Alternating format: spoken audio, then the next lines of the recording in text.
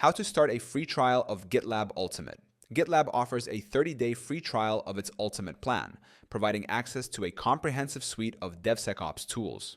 To begin your trial, follow these steps. Step 1. Access the free trial page. Visit the official GitLab website. Click on the free trial option on the homepage. Step 2. Choose your deployment option. GitLab.com. Say yes. GitLab hosts the service. No installation required. Self-managed. You host GitLab on your own infrastructure, suitable for those with Linux experience. Step 3. Sign up or log in. If you don't have a GitLab account, click on Register. Enter your first name, last name, username, email, and password. Agree to the terms and click Register. If you already have an account, click on Sign In. Enter your username or email and password. Step 4. Start your free trial. After logging in, navigate to the free trial page. Click on Start your free trial.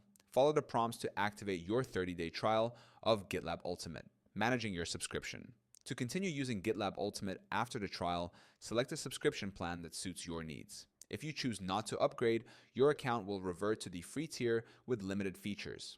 By following these steps, you can explore GitLab Ultimate's features during the free trial period and determine if it aligns with your development and operational needs.